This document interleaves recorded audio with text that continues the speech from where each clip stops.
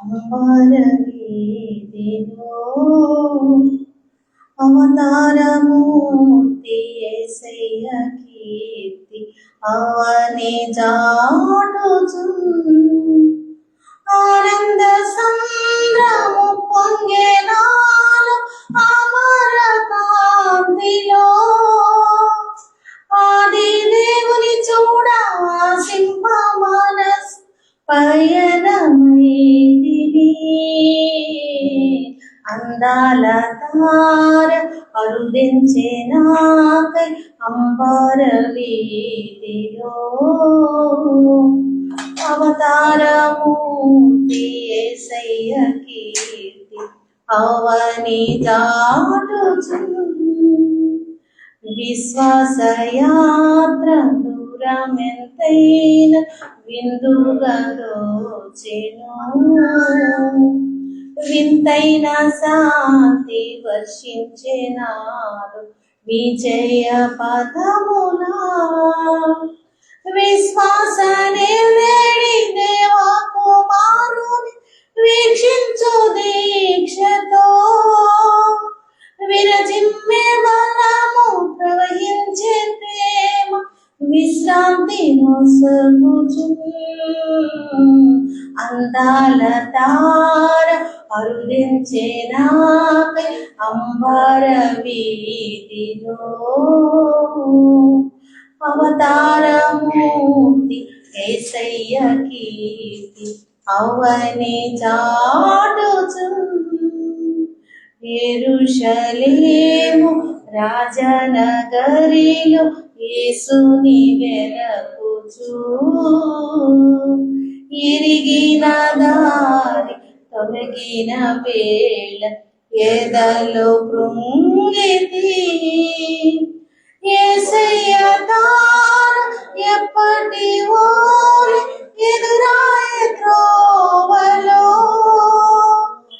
ఎంతో పురపడుచు విస్మయముందుచు ఏగితి స్వామి కడకు అందాల తార అరుదించే నాకై అంబర వీధిలో అవతారమూర్తి యేసయ్య కీర్తి అవని జాటుచున్ ప్రభు జన్మస్థలము పాకయే గాని పరలోక సౌదమే బాలుని చూడ జీవితమంత పావనమాయను ప్రభు పాద పూజ దేవేన కాక ప్రసరించే పుణ్యము బ్రతుకే మందిరమాయ అర్పణలే సిరులాయ ఫలించే ప్రార్థన అందాల తార అరుదించే నాకై అంబర వీధిలో అవతారమూర్తి యేసయ్య కీర్తి అవని చాటుచున్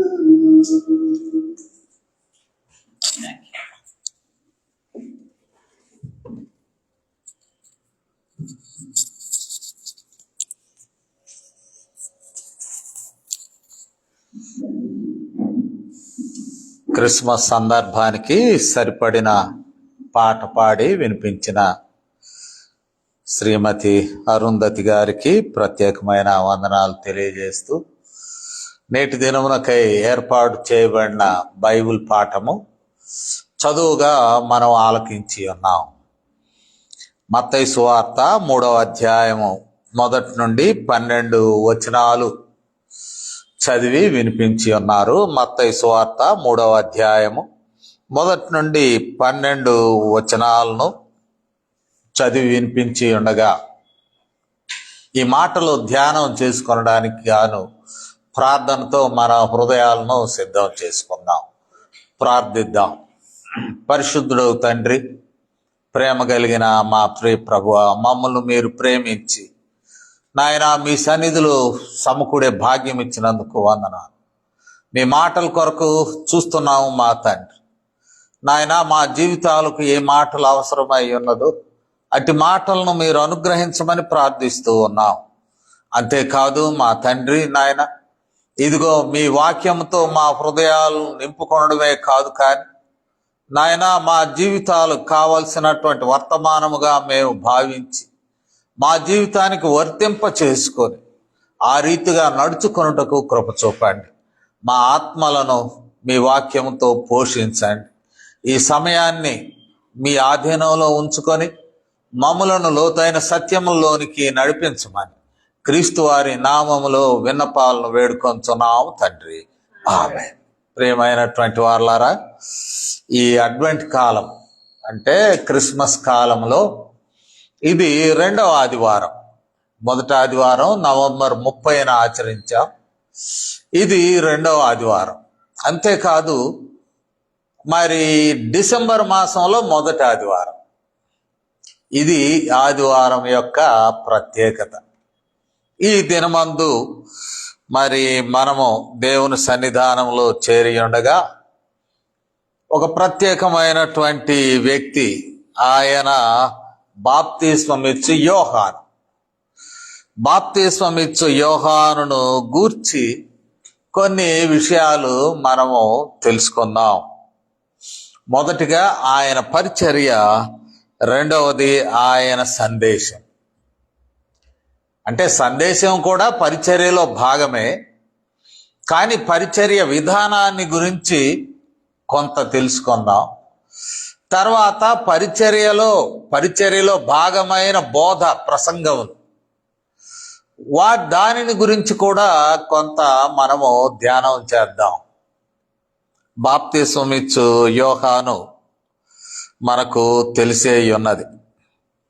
ఈయన మరి జకర్యా, ఎలిజబెత్ వారు బహుకాలము గడిచినటువంటి వృద్ధులు. జకర్యా మరి యాజకత్వమును జరిగించుచున్నటువంటి వాడు జకర్యా. యాజకత్వం జరిగించుచూ ఉండగా మరి ఆయన ఒక ప్రత్యేకమైన వాగ్దానమును దేవుని యొద్ద నుండి పొంది వృద్ధాప్యంలో వారికి ఒక కుమారుడిని అనుగ్రహిస్తున్నట్లు ఈ వాగ్దానము దేవుని దూత ద్వారా దేవాలయంలోనే పొంది ఉన్నారు. కుమారుడు అనుగ్రహింపబడ్డాడు. ఆయనకి యోహానను పేరు పెట్టాలని కూడా దేవుని దూత చేత తెలియజేయబడినది. ఆయనకి యోహానను పేరు పెట్టెదవు అని. అయితే ఈ యోహాను విషయాన్ని మనము గమనించినప్పుడు బాప్తిస్మమిచ్చు యోహాను ఆ దినములలో అనే మాట మొదలైనది. ఆ దినముల యందు, ఇది ఏ దినములు?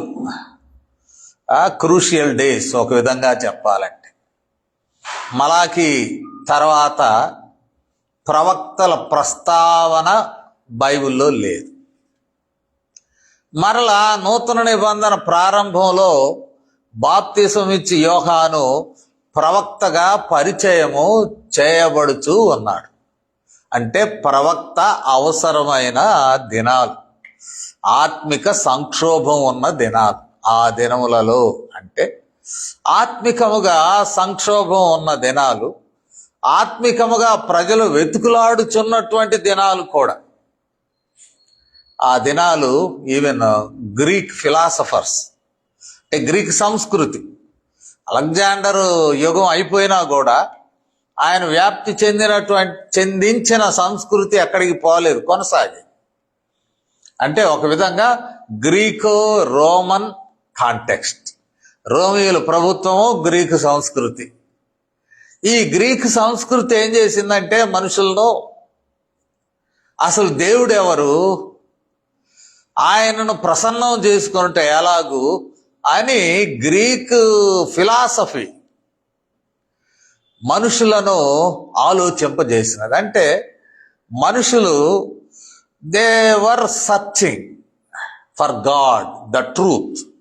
సత్యము కొరకు దేవుడు ఎలాగుంటాడో తెలుసుకొనాలని, దేవుని ప్రసన్నం చేసుకోవడం ఎలాగో అనేటువంటి విషయాలు మనుషులు ఒక తృష్ణ కలిగినటువంటి దినాలు.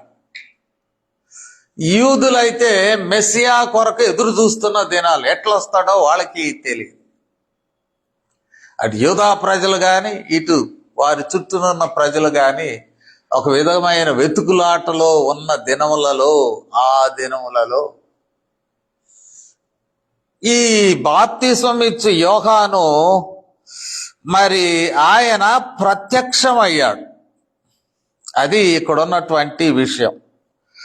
ఆయన ప్రత్యక్షమైనట్లు మనం చూస్తున్నాం. మరి ఎక్కడ ప్రత్యక్షమయ్యాడు? 2వ వచనంలో చూద్దాం. ఆయన ప్రత్యక్షమైనది ఎక్కడ? బాప్తిస్మం ఇచ్చు యోహాను ఈ కేమ్ టు ద పబ్లిక్. అంతకు ముందు సంగతి మనకు తెలియదు. బహిరంగంగా బయటకు వచ్చాడు. ఎక్కడ కనపడ్డాడు బయటకు వచ్చి అంటే ఈ స్థలంలో చూసినప్పుడు అరణ్యములో, లేక యూదయ అరణ్యంలో. దీనిని 2 మాటలు మనం చెప్పుకోవడం మంచిది. యూదయ అరణ్యం అనేటువంటిది ఒక విధంగా మృత సముద్రానికి నార్థన్ సైడ్ ఉంటుంది. మరొక వైపు యోర్దాను నదీ లోయ వైపు ఉంటుంది. ఒక విధంగా పడమర వైపుకు ఈ యూదయ అరణ్యం వ్యాపించి ఉంటుంది. ఇది ఒక అరణ్యం. మనం రకరకాలుగా పిలుస్తుంటాం. విల్డర్నెస్ అనొచ్చు, కొన్నిసార్లు ఏజెన్సీ ప్రాంతం అంటుంటారు.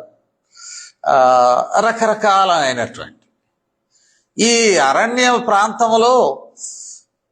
ప్రాంతం కాబట్టి కొన్ని యాక్టివిటీస్ నడుస్తూ ఉంటాయి.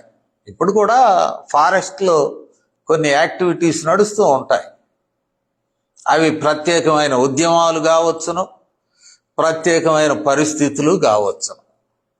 ఇక్కడ కూడా ఈ అరణ్యంలో కొన్ని యాక్టివిటీస్.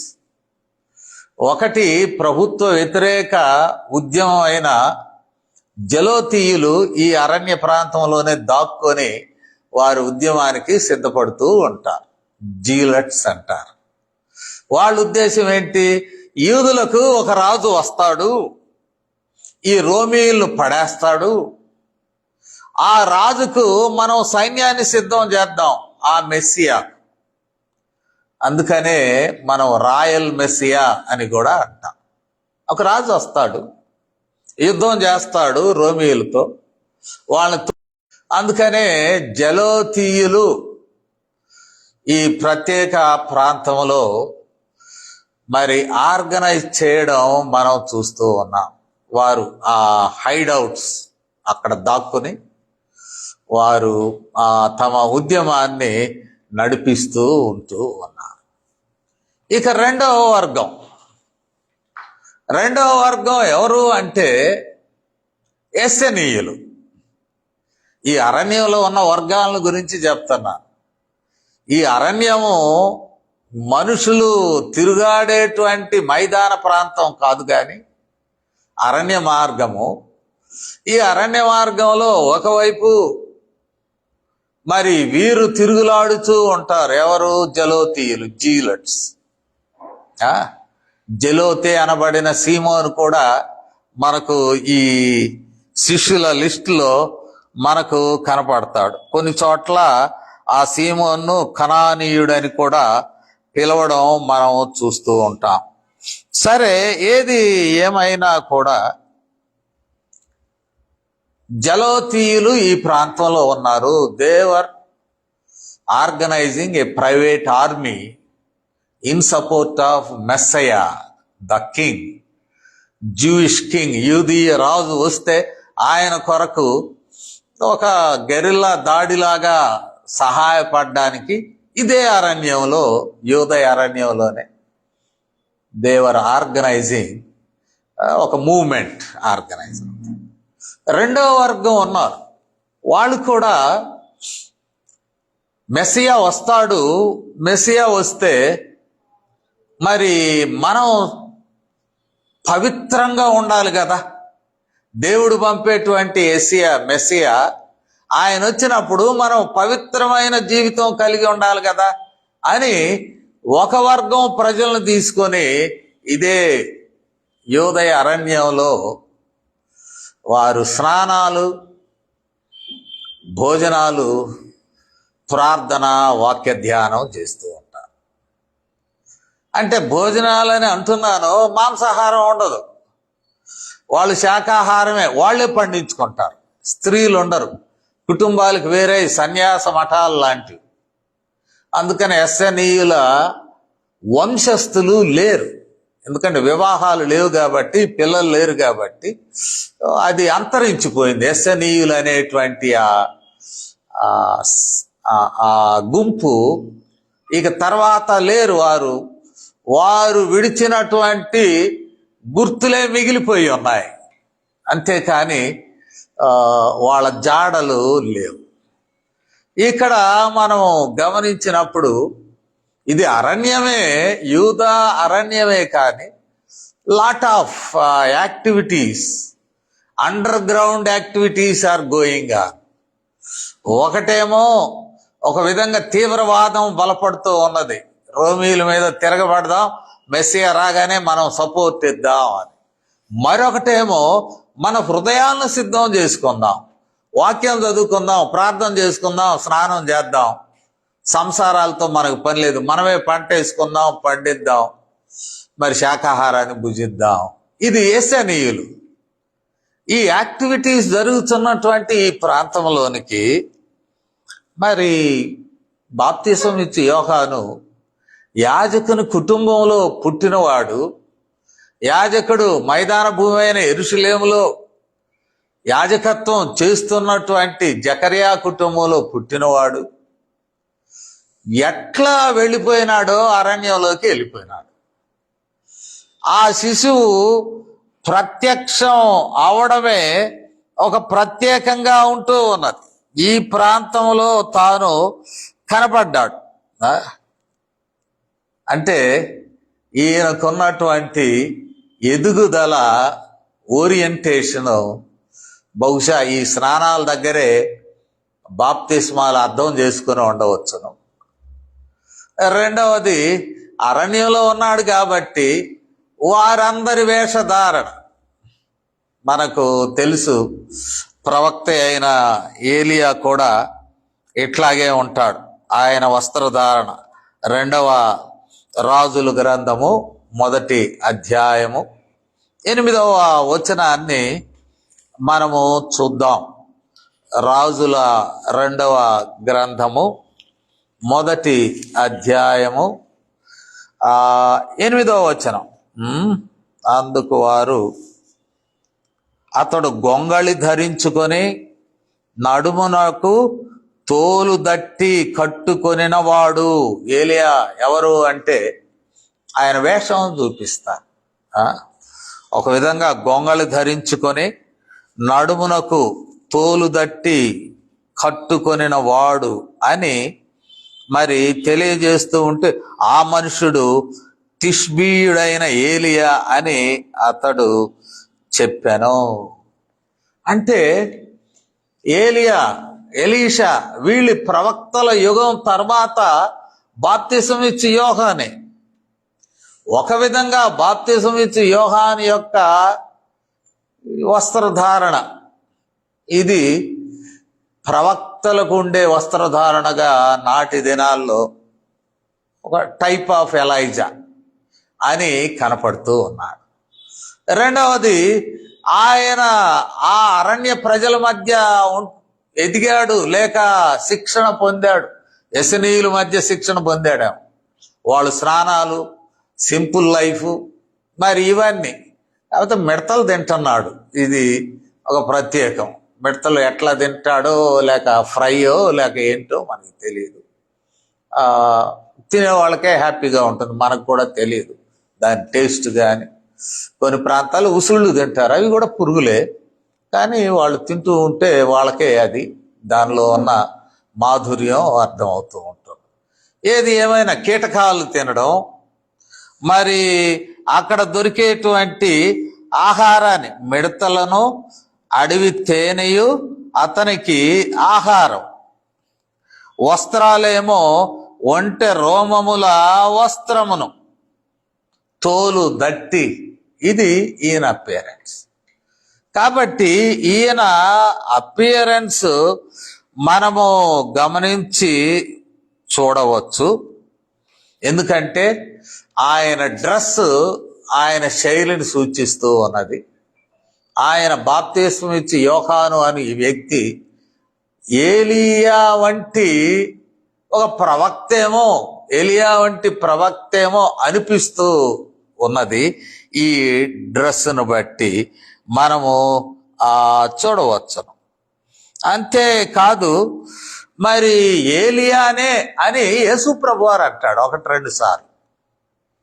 బాప్తిసం ఇచ్చి యోహాను ఏలియా టైప్ కనపడ్డాడు, కానీ ఈయన ఏలియానే మళ్ళీ కనపడుతున్నాడు అనే మాట యేసు ప్రభువారు అంటాడు. ఒకసారి మత్తయి సువార్త 11వ అధ్యాయం, అంటే ఇదే సువార్త 11వ అధ్యాయంలో మనము గమనించినట్లయితే 14వ వచనం, ఈ సంగతి అంగీకరించుటకు మీకు మనస్సుంటే రాబోవు ఏలియా ఇతడే. అంటే వీఆర్ ఎక్స్పెక్టింగ్ ఎలైజా అగైన్. ఆ రోజున అగ్ని రథం మీద తీసుకొని పోబడినాడు. ఎక్కడికి పోబడినాడో మనకి తెలియదు, ఎక్కడ పడ్డాడో కూడా తెలియదు. యేసు ప్రభువారు అంటాడు ఆ ఏలియానే ప్రవక్త రూపంలో ఇప్పుడు మరలా కనపడుతున్నాడు అని యేసు ప్రభువారే అంటూ ఉన్నాడు. ఇక్కడే మనము గమనించినట్లయితే 17వ అధ్యాయంలో కూడా, మత్తయి సువార్తలో 17వ అధ్యాయాన్ని మనము చూద్దాం. 17వ అధ్యాయంలో 12వ వచనం నుండి చదువుతాను. అయినను ఏలియా ఇదివరకే వచ్చెను, వారతనిని ఎరుగక తమకు ఇష్టం వచ్చినట్లు అతని ఎడల చేసిరి. కంటిన్యూ చేస్తే, మనుష్య కుమారుడు అలాగే వారి చేత శ్రమలు పొందబోచున్నాడని మీతో చెప్పుచున్నానని. అప్పుడు ఆయన బాప్తిసం ఇచ్చి యోహానును గురించి తమతో చెప్పినని శిష్యులు గ్రహించిరి. ఏలియా ఇదివరకే వచ్చాడు అంటే టైప్ ఆఫ్ ఎలైజా, ఒక ప్రవక్త. బాప్తిసం ఇచ్చి యోహాను, ఆయన వస్త్రధారణ, ఏలియా ఏ వస్త్రాలు ధరించాడో అలాంటి వస్త్రధారణ. And it confirmed his message also. ఎక్కడి నుంచి వచ్చాడు, ఎక్కడ మాట్లాడుతున్నాడు అనేది కూడా ఇక్కడ తెలియజేయబడుచున్నటువంటి విషయముగా మనం చూస్తూ ఉన్నాం. ఎక్కడి నుండి వచ్చాడు, ఎక్కడ మాట్లాడుతున్నాడు. మాట్లాడడం కూడా యూదయ అరణ్యములో ప్రకటించుచుండెను. ఒక విల్డర్నెస్ లో ప్రకటన జరుగుతూ ఉన్నది. ఆయన వచ్చింది విల్డర్నెస్ నుండి, ప్రకటించుచున్నది విల్డర్నెస్ లో. ఇది ప్రస్తుత పరిచర్య శైలి కూడా ఒక సవాలు విసురుతూ ఉన్నది. మనిషి dress, preachers dress, profits dress చాలా సాధారణమైన అరణ్య జీవితానికి కన్ఫర్మ్ అయ్యేటువంటి, అంటే దానికి అనుకూలమైనటువంటి dress. Place of his proclamation, ఎక్కడ ప్రకటిస్తున్నాడు అంటే అరణ్యంలోనే ప్రకటిస్తున్నాడు. అరణ్యంలో ఎవరుంటారు ప్రకటించడానికి? అదే కదా, నేటి దినాల్లో స్వార్థ ప్రకటనకు మనుషులను సమకూర్చుచూ ఉంటూ ఉంటారు. గతంలో ఒంగోలులో కొన్ని పెద్ద పెద్ద కూడికలు జరిగినాయి, పెద్ద టాప్ లెవెల్ కూడికలు. అప్పుడు బోధకుడు, ప్రసంగికుడు హెలికాప్టర్లో వచ్చాడు. ఒంగోలంతా ఒక రకమైనటువంటి ఆసక్తి, ఎక్సైట్మెంట్. మన ప్రీచర్ హెలికాప్టర్లో వచ్చాడు. మరి ఆ కోఆర్డినేటర్తో మాట్లాడాను అప్పట్లో. పబ్లిసిటీకి ఎన్ని లక్షలో నాకు చెప్పాడు. అరేంజ్మెంట్స్ పక్కన పెట్టండి, పబ్లిసిటీకి ఎన్ని డబ్బులు ఖర్చు పెట్టారో చెప్పాడు. హోర్డింగ్స్ కానీ, లేక ప్రచారములు కానీ గ్రామీణ ప్రాంతం అంతా కూడా గోల చేసి పెట్టినందుకు మరి ఆ పబ్లిసిటీకి అంత చేస్తే జనం కూడా బాగానే వచ్చారు, విపరీతంగా వచ్చారు. ఇది గమనించినప్పుడు బాప్తిసం ఇచ్చి యోహానుతో పోల్చుకుంటే ఈయన డ్రస్సు అదే, ఆ తోలు దట్టి ఒంటె రోమముల ఈ చర్మంతో చేయబడినటువంటి చొక్కాలు ఇవి. రెండవది place of preaching or proclamation. ఎక్కడ బోధిస్తున్నాడు, ఎక్కడ అంటే అరణ్యంలో బోధిస్తున్నాడు. చాలా మంది అంటారు, అరే నువ్వు ఏడుస్తున్నావు అది అరణ్య రోదన అంటారు. అంటే నీ ఏడుపు వినేవాడు ఎవడు లేడు, నువ్వే ఏడుచుకుంటున్నావు నాయన. అరణ్య రోదన అంటే ఎవడికి చెప్పుకోలేము, ఇక చెట్లు చేమలే వింటాయి కానీ ప్రజలు కాదు అనేటువంటి విషయము మనము గమనిస్తూ ఉంటాం. అరణ్యములో బోధించుచుండెను అనేటువంటి మాట మనం చూస్తూ ఉన్నాం. అరణ్యంలో బోధ చేస్తూ ఉంటూ ఉన్నప్పుడు ఇక్కడ ఇవ్వబడినటువంటి సమ్ బ్యాక్గ్రౌండ్, ఆడియన్స్ ఎక్కడి నుండి వచ్చారు. 5వ వచనం, who are the audience? He was preaching in the wilderness. అరణ్యంలో బోధిస్తున్నాడు. ఆడియన్స్ అంటే ఆయన యొక్క ఆలకించువారు ఎక్కడి నుంచి వచ్చారు అంటే 5వ వచనములో, ఆ సమయమున యెరూషలేము వారును యూదయ వారందరును యోర్దాను నదీ ప్రాంతముల వారును అతని యొద్దకు వచ్చారు.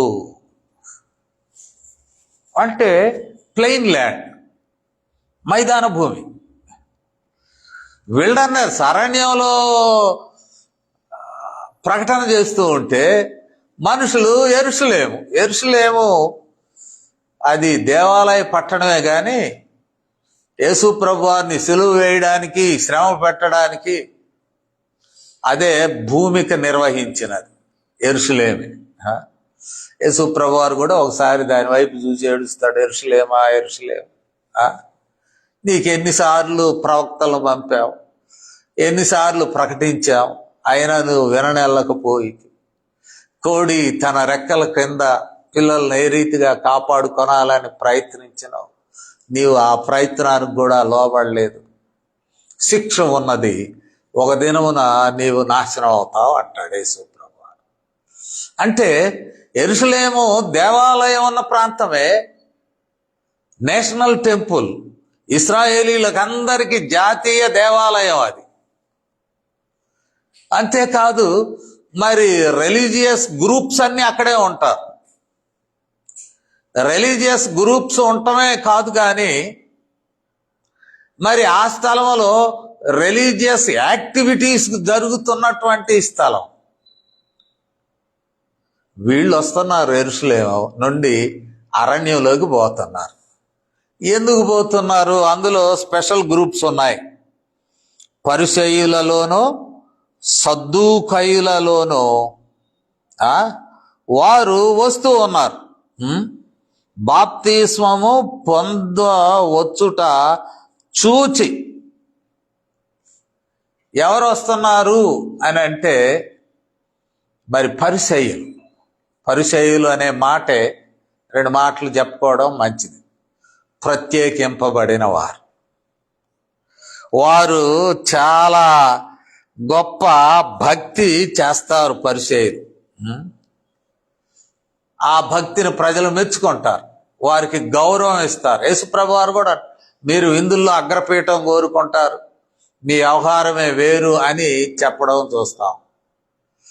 పరిసయ్యులు భక్తి పరులని వాళ్ళు దశంభాగాలు తీయటంలో, పొడవైన ప్రార్థనలు చేయడంలో, పొడవైన అంగీలు వేసుకోవడంలో వారి యొక్క భక్తిని చూపిస్తూ ఉంటారు. వారు పరిసయ్యులకు ఒక స్ట్రాంగ్ పాయింట్ ఏంటంటే దే బిలీవ్ ఇన్ రిజరక్షన్. పరిసయ్యులు ఇంకొక గ్రూప్ ఇక్కడ ఎవరు వచ్చారు, వీళ్ళకి అపోజిషన్ సద్దూకాయలు. సద్దూకాయలు ధర్మశాస్త్రం 5 గ్రంథాలని తీసుకుంటారు, ప్రవక్తల గ్రంథాలని తీసుకోరు. కాబట్టి ప్రవక్తల గ్రంథాల్లో చెప్పబడినటువంటి ఆ మెస్సియా ప్రవచనం వాళ్ళకి తెలియదు. రెండవది, ప్రవక్తల గ్రంథాల్లో సూచనగా చెప్పబడినటువంటి పునరుద్ధానం కూడా వాళ్ళకి తెలియదు. వారు పునరుద్ధానాన్ని నమ్మరు. 2 విభిన్నమైనటువంటి మనుషులు. పరిసయ్యులు ఒకవైపు అయితే సద్దూకాయలు రెండో వైపు. విభిన్నం. They oppose each other. ఒకళ్ళనొకళ్ళు అపోజ్ చేసుకుని వీళ్ళు కలిసి వచ్చారు యేసు ప్రభు వారి దగ్గర. Critical approach. వాళ్ళు భక్తితో వచ్చిన వాళ్ళు కాదు, క్రిటికల్ అప్రోచ్. ఏందో జనం అంతా పోతున్నారు బాప్తిసం ఇచ్చి యోహాను దగ్గరికి, కారణం ఏంటి? ఏందో చూద్దాం, అసలు ఆయనలో మహత్యాలు ఏం చేస్తున్నాడు, మనం పరిశీలన చేద్దాం అని వాళ్ళు వచ్చినది క్రిటికల్ అప్రోచ్తో వారు రావడం మనం చూస్తూ ఉన్నాం. వాళ్ళు వస్తున్నారు, వచ్చారు. వారందరూ ఆ స్థలానికి వచ్చి 6వ వచనం చూసినట్లయితే వారి పాపములు ఒప్పుకుంటున్నారు, బాప్తిస్మము పొందుచూ ఉన్నారు. They were confessing their since.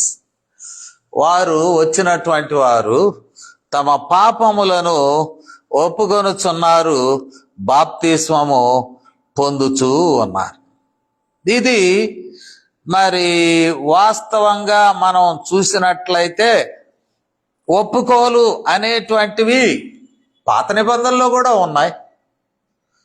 దావీదు బత్షెబా విషయంలో చేసిన తప్పును గురించి నాతాను ప్రవక్త చెప్పినప్పుడు ఆయన ఒప్పుకున్నాడు. ఒక కీర్తన అంతా అదే, 51వ కీర్తన.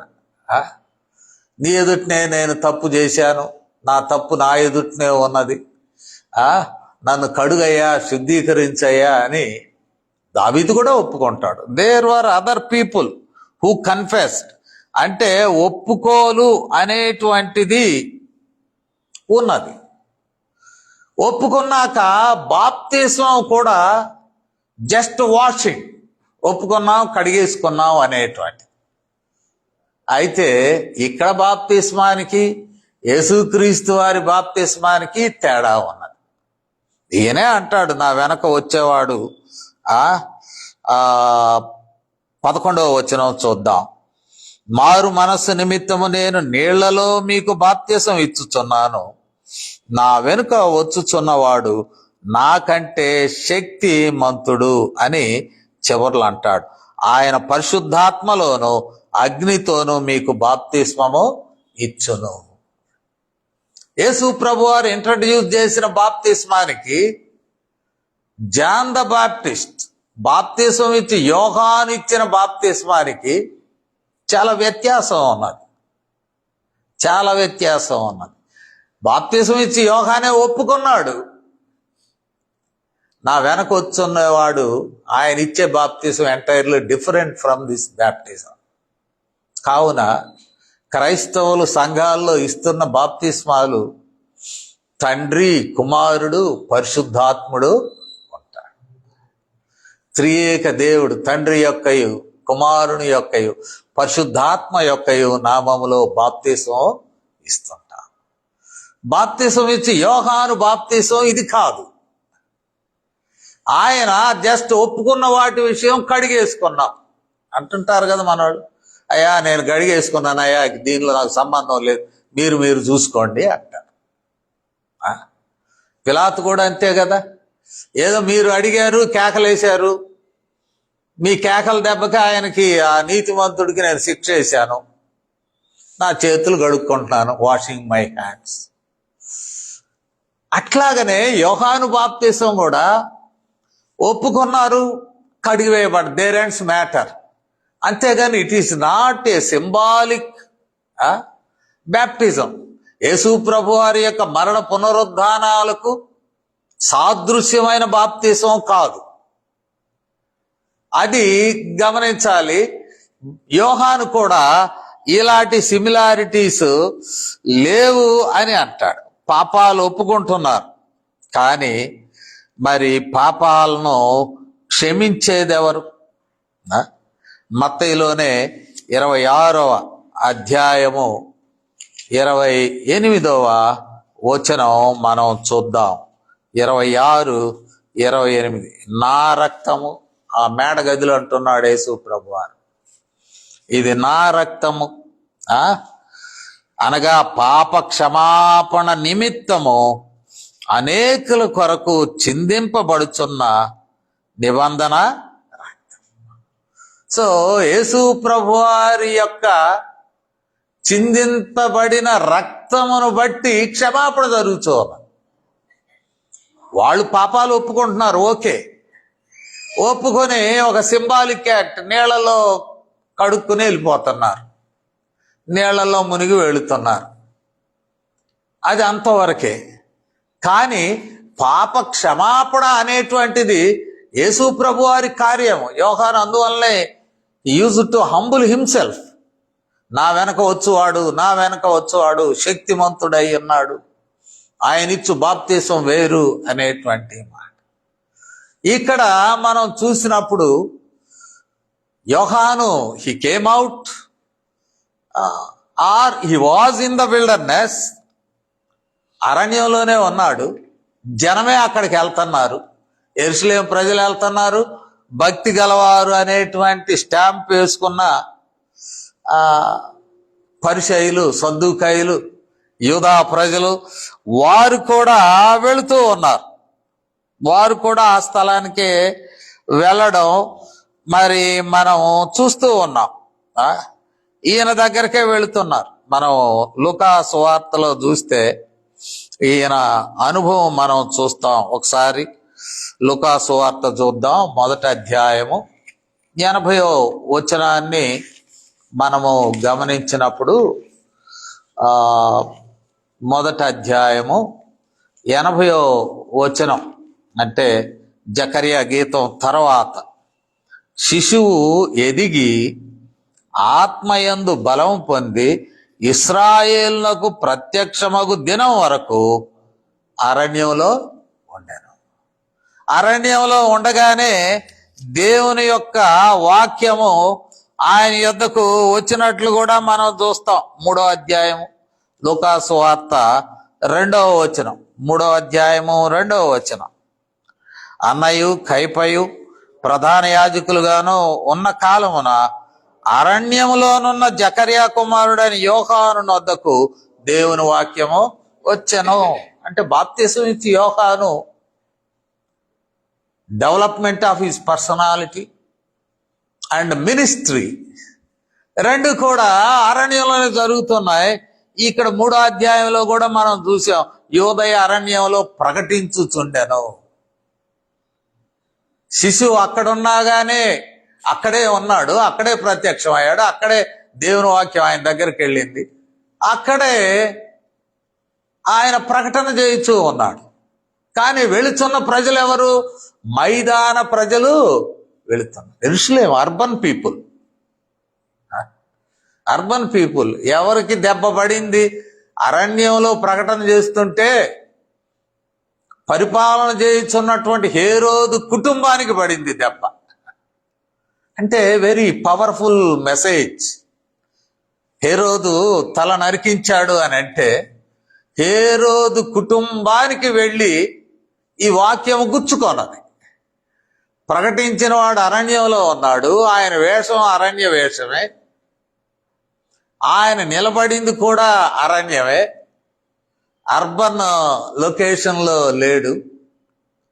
కానీ దీని effect urban Jewish people, Pharisees and Sadducees, సద్దుకైలు, పరిసయ్యులు, ఆఖరికి హేరోదు ఇంటి వారు, వీరందరూ ఎఫెక్ట్ అయినట్లు మనము గమనించాలి. ఇంతమంది దెబ్బ పడింది ఈ బలమైనటువంటి సువార్త. నేటి దినాల్లో కూడా ఇది ఒక సవాల్. అరణ్యంలో నుంచి ప్రకటిస్తే, అరణ్యం డ్రెస్ వేసుకుని ప్రకటిస్తే, ఈ రోజుల్లో మెగా ఈవెంట్లు ఏమి చేయలేం. మెగా ఈవెంట్లు చేయాలంటే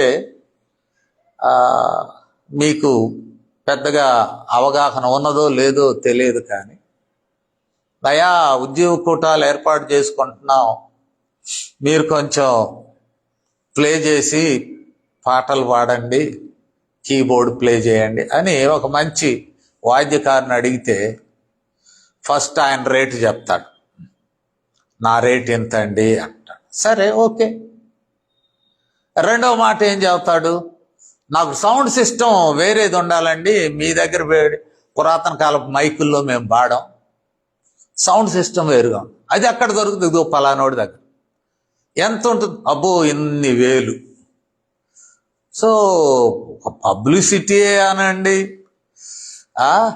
మ్యూజిక్ అనండి, మరి అక్కడున్న లైటింగ్ సిస్టమ్ కానివ్వండి, ఇక మీడియా కానివ్వండి, మనం చిన్న మీడియా వాడుకుంటున్నాం, ఇక ఆ మీడియాలు పెద్ద పెద్ద కెమెరాలు, అసలు చాలా ఇదిగా ఉంటుంది. మరి అవి వెళ్ళి ఎవరికి ప్రవచన పరిచర్య అప్లై కావాలనో వారికి తగులుతుందా అంటే తగలడం లేదు. ఇక్కడ పరిచర్యలు దొంగ భక్తి చేస్తున్నారు. వేషధారణ అని యేసు ప్రభు వారు చాలాసార్లు అంటాడు, వేషధారులారా వేషధారులారా. ఇక్కడ కూడా అంటున్నాడు, సర్ప సంతానమా అంటున్నాడు. వాళ్ళకెళ్ళి స్వార్థ లేక ప్రవచనం వారికి తగులుతుందా? లేదు. వీళ్ళే, ఈ సంఘ ప్రజలే, వీళ్ళే వెళ్ళి మరి వీళ్ళే విని వాళ్ళే తిరిగి వస్తున్నారు. వీళ్ళు very critical message, prophetic ministry అని కూడా మనము చెప్పుకొనవచ్చును. ఇక 7వ వచనం నుండి చూసి మనం ముగించుకున్నాం. 7వ వచనం నుండి మనం చూసినట్లయితే ద కంటెంట్, ఇక్కడ కంటెంట్ మనము చూస్తూ ఉన్నాం.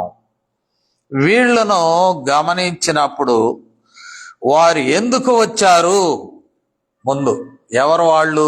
ఎవరితో మాట్లాడుతున్నాడు? పరిసయ్యులతోనో సద్దూకయ్యులతోనూ. 7వ వచనంలో అదే కదా. అతడు పరిసయ్యులతోనూ సద్దూకయ్యులలోనూ అనేకులు బాప్తిస్మం పొందవచ్చుట చూచి. వీళ్ళు ఎందుకు వచ్చారు? నిజంగా బాప్తిస్మం పొందడానికేనా? యోహాను సువార్త 1వ అధ్యాయం చూద్దాం. యోహాను సువార్త 1వ అధ్యాయము 19వ వచనాన్ని మనం చూద్దాం. 1వ అధ్యాయము 19వ వచనాన్ని మనము చూద్దాం. 19వ వచనాన్ని చూస్తే, నీవెవడవు అని అడుగుటకు యెరూషలేము నుండి యాజకులను లేవీయులను యోహాను యొద్దకు పంపినప్పుడు, వీళ్ళు పంపారు. యెరూషలేములో ఉన్న అధికారులు, యాజకులు లేవీయులు రెండు ఒకటే, లేవీలే యాజకులు, వాళ్ళు పంపారు. ఎవరు ఈయన? అసలు ఏంటి ఈయన వ్యవహారం ఏంటి? జనం తండములుగా వెళుతూ ఉన్నారు. ఈయన ఎవరై ఉన్నాడు అని మనుషులు పంపడం మనం చూస్తూ ఉన్నాం. ఇక్కడ ఈ పరిసయ్యులను మనం గమనిస్తే మత్తయి 6వ అధ్యాయంలోనే మనం చూద్దాం. అసలు ఈ పరిసయ్యుల లైఫ్ స్టైల్ గురించి కొన్ని మాటలు మనం చూద్దాం. 6వ అధ్యాయంలో 2వ వచనాన్ని నేను చదువుతాను. 2వ వచనం, కావున నీవు ధర్మం చేయనప్పుడు మనుషుల ఘనత పొందవలనని వేషధారులు, వీళ్ళే పరిసయ్యులు.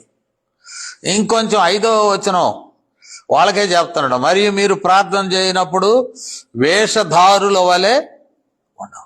అంటే ప్రార్థన వేషధారణే. బయట మనం 2వ వచనం చూసినట్లయితే ధర్మం చేయుచున్నప్పుడు కూడా వేషధారణే. ఇంకా 16వ వచనాన్ని మనం చూస్తే ఉపవాసం కూడా వేషధారణే.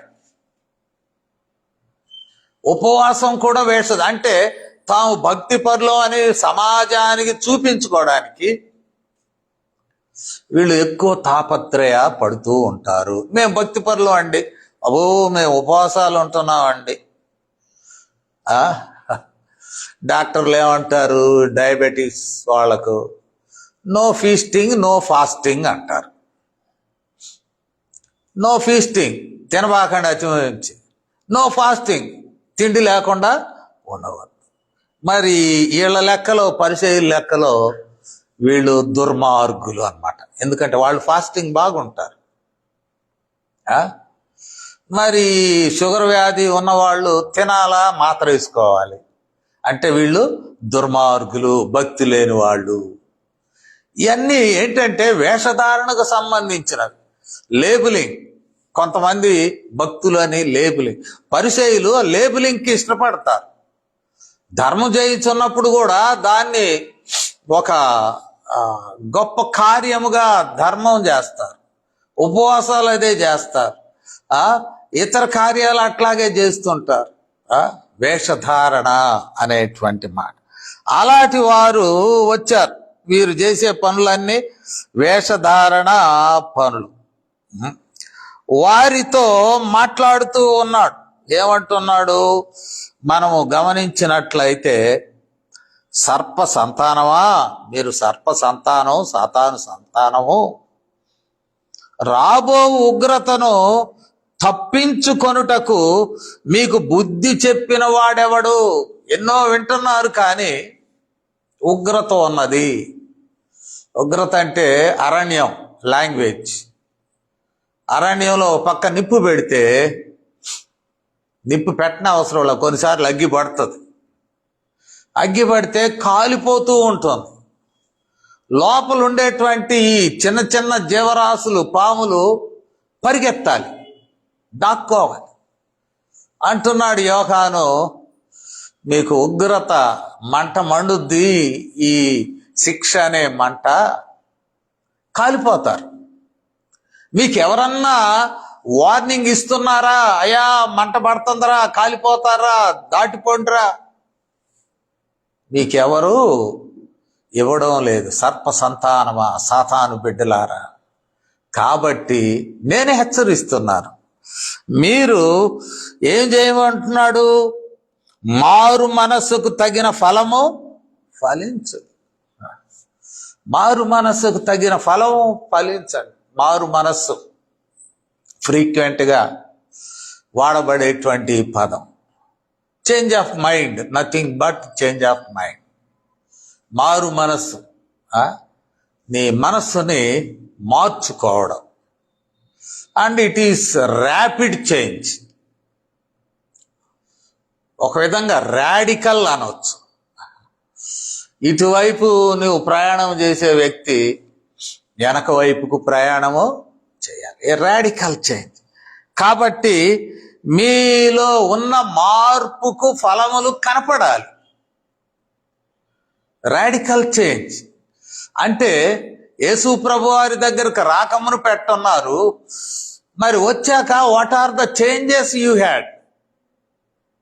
Evaluate yourself. ఏవి కనపడుతున్నాయి, ఏం మార్పులు వచ్చినాయి? యేసు ప్రభువుతో మన జీవితం ప్రారంభమైనప్పుడు ఏం మార్పులు వచ్చినాయి? అందువల్ల అంటాడు, మీ ఫలాలు, మారు మనసు ఫలాలు మీరు చూపించాలి నాయనా. మీరు మారు మనసు పొందండి అని చెప్పడం ఇక్కడ మనం వింటూ ఉన్నాం. మీరు మారు మనస్సు పొందండి. మీరు పరిచయులు, సర్ప సంతానం, వీరికి తెలియజేస్తూ ఉన్నాడు. 8వ వచనం నుండి చూద్దాం. రక్షణ పొందండి అయ్యా, మనసు మార్చుకోండి అంటే మీరనే మాట ఏమిటి? అబ్రహాం మా తండ్రి అండి, మాకు రక్షణ ఎందుకు? 8వ వచనం చూస్తే, అబ్రహాము మాకు తండ్రి అని మీలో మీరు చెప్పుకొనవద్దు. ఆ? ఏంటయ్యా మాకెందుకు ఈ బోధ యోహాను? మేము మార్చుకునేది ఏముంది? మేము భక్తి చేస్తున్నాం బ్రహ్మాండంగా, మా భక్తి జనానికి కనపడుతుంది. అన్నిట్లో భక్తి, ఉపవాసాల్లో భక్తి ఉన్నది, ఇయ్యడంలో భక్తి ఉంది, ధర్మం చేయడంలో భక్తి ఉన్నది. మళ్ళీ ఏంటి మాకు మారు మనస్సు? మేము అబ్రహాం సంతానం కదా, వీఆర్ మెయింటైనింగ్. వీళ్ళేమో మేము అబ్రహాం సంతానం అని మీరు అనుకుంటున్నారు. యోహాన్ అంటాడు మీరు సర్ప సంతానం అంటాడు. Contradicting. What they feel is their inheritance of Abraham's faith. Abraham విశ్వాసానికి మేము వారసులం అంటున్నారు. యోహాన్ అంటున్నాడు సర్ప సంతానం మీరు, సాతానికి వారసులు అంటున్నారు. యేసు ప్రభువు వారు కూడా అదే అంటాడు. యోహాను 8 ఎప్పుడైనా చూద్దాం, ఇప్పుడు కాదు. కానీ యేసు ప్రభువు వారు అదే మాట అంటాడు. అబ్రహాం సంతానం అబ్రహాం సంతానం అంటున్నారు. అబ్రహాం మీరు చేసిన పనులు ఎప్పుడూ చేయలేదు. మీరు అపవాది సంతానం. వాడు ఆది నుండి అబద్ధీకుడు, నరహంతకుడు. మీ మైండ్ సెట్ అట్లా ఉంది అంటాడు.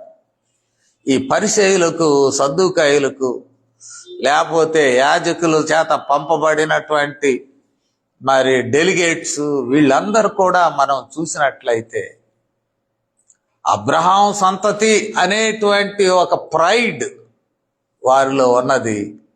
అంటున్నాడు మీరు సర్ప సంతానము అంటున్నాడు. మరి అబ్రహాం సంతతి ఏం కావాలి? మీరు సున్నతి వలన అబ్రహాం సంతానం అనుకుంటున్నారు. దేవుడు ఈ రాళ్ల వలన ఇక్కడ చెప్పబడినటువంటి మాట తలంచుకొనవద్దు. దేవుడు ఈ రాళ్ల వలన అబ్రహామునకు పిల్లలను పుట్టింపగలడని మీతో చెప్పుచున్నాను. ఈ రాళ్ల వలన పుడతారు అంటే మీ యొక్క లీనియేజ్ మీరు క్లెయిమ్ చేసుకుంటున్నారు. కానీ దేవుడైతే మీరు క్లెయిమ్ చేసుకున్న శరీర సంబంధమైన వారసత్వం కాదు, ఈ రాళ్లల్లో నుంచి వారసులను పుట్టింపగలడు అనేటువంటి. అయితే ఈ సమయంలో తెలియజేస్తూ ఉన్నాడు. ఏమని తెలియజేస్తూ ఉన్నాడు అంటే, ఇదిగో నేను చెబుతున్నాను ఆలకించండి. ఇప్పుడే గొడ్డలి చెట్ల వేరున ఉంచబడి ఉన్నది. ఇందాక చెప్పాడు ఉగ్రత వస్తుంది. ఒక అగ్ని అరణ్యంలో పడి కాల్చుకుంటూ ఎట్లా వెళ్తుందో ఉగ్రత వస్తుంది. తప్పించుకోండిరా, మంట కాలిపోతారు అని ఎవరు చెప్తారు మీకు? చెప్తే అదే సువార్త. రెండవ మాట చెప్తున్నారు, ఉగ్రతే కాదు, చెట్టు వేరిన గొడ్డలి ఉన్నది. So very near, judgment is near. Judgment ఎప్పుడో, అదే కదా మన బాధ. ఇప్పుడేం తీర్పు లేదు, ఎవడిష్టానుసారంగా వాడు జీవించవచ్చు అని అనుకుంటున్నాం కదా. దేవుని రాజ్యం సమీపంగా ఉందని ఒకవైపు ప్రకటన జరుగుతుంది, రెండవ వైపు కూడా గొడ్డలి చెట్టు వేరున ఉన్నది. Judgment also is near. Judgment ఎప్పుడో కాదు, జడ్జిమెంట్ ఇప్పుడే ఉన్నది. కాబట్టి మీరు రిపెంటెన్స్, మీరు మారు మనసు పొందండి. అది బాప్తిస్మం ఇచ్చి యోహాను యొక్క మరి సందేశం. ఈ క్రిస్మస్ దినాలు కూడా ముందు బాప్తిస్మం ఇచ్చి యోహాన్ని మనం జ్ఞాపకం చేసుకోవాలి. మనుషులను సిద్ధం చేసినది బాప్తిస్మం ఇచ్చి యోహాను. మార్గమును సరళం చేసింది యేసు ప్రభు వారి కొరకు బాప్తిస్మం ఇచ్చి యోహాను. ఆయన ప్రజల్ని హెచ్చరించాడు. అప్పుడే మనుషులందరూ కూడా దేవుని గురించి ఆలోచిస్తున్నారు. అటు పాలస్తీనాలో కాదు, చుట్టుపక్కల ప్రాంతాల్లో కూడా మనుషులు దేవుడు ఎవరు, ఎట్లా ఉంటారు, ఆయన దీన్ని ఎట్లా సంపాదించుకోవాలి అనే దానిలో ఉన్నారు. అయితే అలాంటి పరిస్థితులలో బాప్తిసం ఇచ్చి యోహాను ఈ was preparing hearts of the people, ఇంకొంచెం లోతులోనికి నడిపిస్తున్నాడు. ఫిలాసఫర్స్ వాళ్ళు సిద్ధం చేసింది ఒకవైపు, రోమన్ గవర్నమెంట్ కూడా సిద్ధం చేసింది, రోడ్లు వేసారు బాగా సువార్త ప్రకటన కొరకు. అంటే వాళ్ళ మిలిటరీ కొరకు వాళ్ళు రోడ్లు వేసుకున్నారు. సువార్థికులు తిరిగి వార్త చెప్పడానికి law and order was good. And మనం అంటాం కదా, ఉండవలసినటువంటి ఏర్పాట్లు బాగా ఉన్నాయి. అది రోమ ప్రభుత్వం పరోక్షంగా చేశారు, గ్రీక్ ఫిలాసఫీ ప్రత్యేకంగా చేశారు. ఆత్మికంగా బాప్తిసం ఇచ్చి యోహాను సిద్ధం చేస్తున్నాడు. రెడీ చేసుకోండి, మీ మనసులు మార్చుకోండి. ఎస్ఎనీయులు ఎట్లా అనుకుంటున్నారు, మనం సిద్ధపడదాం, అరణ్యంలో సిద్ధపడదాం, అరణ్యంలో మరి స్నానాలు చేస్తూ మరి ప్రార్థనలు చేస్తూ వాక్యం చదువుతూ సిద్ధపడదాం అనుకున్నారు ఎస్ఎనీయులు. ఆ బ్యాక్గ్రౌండ్తో వచ్చిన యోహాను he became a radical preacher. విమర్శిస్తూ, సర్ప సంతానమా, మీకు బుద్ధి చెప్పడం జరగలేదు, మీ జీవితాలు మార్చుకోండి, బుద్ధులు మార్చుకోండి, యెరూషలేము వారలారా మీ బుద్ధులు మార్చుకోండి, మత నాయకులారా, అక్కడ ఉన్నటువంటి రాజులారా, హేరోదుతో కూడా వారిని ఖండించి బుద్ధి చెప్పి సిద్ధపరచుకోండి మీ హృదయాలను అని చెప్పడం మనం చూస్తాం. అట్లాగనే ఈ క్రిస్మస్ కాలంలో మనం కూడా మన హృదయాలు, ఎందుకంటే మనం సిద్ధపడాలంటే it takes too much budget, చాలా బడ్జెట్ అవసరం. చాలా సంఘాల్లో ఈ బడ్జెట్ గురించి మాట్లాడుకుంటారు. మరి ఈ సంవత్సరం క్రిస్మస్ చేయాలంటే నేను వడ్డీకి తెచ్చి పెడుతున్నానండి అంటాడు ఒక్కొక్క పెద్ద. అంటే సంఘ నిధిలో డబ్బు లేవు, నేను పోయి వడ్డీకి తీసుకొచ్చాను. మరి క్రిస్మస్ అయిపోగానే దిగిపోవాలంటే నా అప్పు నాకు కట్టండి, నేను దిగిపోతాను. 10 లక్షలు పెట్టానండి క్రిస్మస్కి, నేను వడ్డీకి తెచ్చాను, ఇప్పుడు నాకు 10 లక్షలు ఇవ్వండి, నేను వెళ్ళిపోతాను, మీరు కొత్త వాళ్ళని ఎన్నుకోండి అంటుంటారు. క్రిస్మస్ అనేది it is with budgets, finances. ఈ ఫ్యామిలీ లెవెల్లో కూడా ఫైనాన్సెస్, కుటుంబంలో కూడా. నాకు కూడా దిగులు ఉంటుంది క్రిస్మస్ వస్తే. సంతోషమేమో యేసయ్య పుట్టాడు, దిగులేమో ఈ ఖర్చులు ఎట్లా నాయనా, ఈ ఖర్చులు ఎట్లా కేటాయించాలి. ఎట్లాగో పిల్లలు పెళ్ళిళ్ళు అయి ఉన్నారు కాబట్టి వాళ్ళ ఖర్చులు లేవు, లేకపోతే పిల్లలు కూడా ఖర్చులే. మా పిల్లలు ఆడపిల్లలు అనేవాళ్ళు, నేను డబ్బులు ఇచ్చి కొనుక్కొచ్చుకోండి, ఆ డబ్బుల కంటే కాదు డాడీ నువ్వు కూడా ఉండాలంటారు. అదేంటమ్మా మీకు స్వేచ్ఛగా కొనుక్కోండి డబ్బులు ఇస్తానంటే లేదు లేదు అంటే ఏందా వీళ్ళు ఎంత ప్రేమ అనుకుంటే, అక్కడికి పోయాక ఆ డబ్బులు చాలవు డాడీ అని చెప్పటానికి, చూడు ఈ డబ్బులు దేనికి రావడంలో ఈ షాపులో అని నా చేత ఎక్కువ కొనిపించడానికి ప్రయత్నం చేసేవాడు. సో ఫైనాన్సెస్ లేకపోతే ఈ క్రిస్మస్ అనేది ఇతరమైన విషయాలు కానీ preparing for our hearts for the advent of Jesus. Yesu ప్రభువారు మన హృదయాలలో నింపబడాలని, మన మనస్సులను హృదయాన్ని సిద్ధం చేసుకునే కాలముగా ఇది ఉండాలి. బాప్తిసం ఇచ్చి యోహాను యెరూషలేము వాసులను, మత పెద్దలను, మత నాయకులను, అంతేకాదు పరిపాలకులను కూడా సిద్ధం చేస్తూ ఉన్నాడు. వాడి అయిన భాషతో యథార్థత వారికి తెలియచేసి మరి వారిని సిద్ధం చేయించు ఉన్నాడు ప్రభు యొక్క రాకడ కొరకు. ప్రభు మనకు కూడా అట్టి కృపలను దయచేసి మన హృదయాలను మళ్ళీ వస్తాడు యేసు ప్రభు వారు. అది రెండవ రాకడ. ఎప్పుడు వస్తాడో మనం ఎట్లుంటామో గత వారం చెప్పుకున్నాం. తిరగలు ఇద్దరు విసురుతుంటే ఒకరుంటారు, ఒకరు తీసుకెళ్ళిపోవాలి. ఇద్దరు పొలంలో ఉంటే ఒకరుంటారు, ఒకడు తీసుకుని వెళ్తారు. ఎట్లొస్తాడు అంటే దొంగ వలె వస్తాడు. అన్ని విషయాలు చెప్పుకున్నాం. మనం ప్రభు కొరకు మన జీవితాలను సిద్ధం చేసుకుందాం. ప్రార్థన చేస్తా.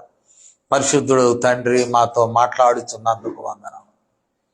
బాప్తిస్మిచ్చి యోహాను ఆయన ఎదుగుదల, పరిచర్య, ప్రభు ఆయన మాటలు, సూటి అయిన మాటలు మేము ధ్యానం చేసుకోవడానికి అవకాశం ఇచ్చినందుకు వందనాలు. క్రిస్మస్ కాలంలో ఉన్న మమ్మల్ని మేము సిద్ధం చేసుకునడానికి సహాయం దయచేయండి. మీరు కృపచూపు మా తండ్రి. ప్రతి కుటుంబంలో నాయన మిమ్మను హృదయపూర్వకముగా కలిగిన వారమై మా జీవితాల్లో మా తండ్రి ఈ సంతోషము, సమాధానము మేము అనుభవించడానికి మీ కృపచూపమని మమ్మల్ని మేము సమర్పించుకుంటూ క్రీస్తు వారి నామములో ఈ విన్నపాలను వేడుకొంచున్నాము తండ్రి. ఆమేన్.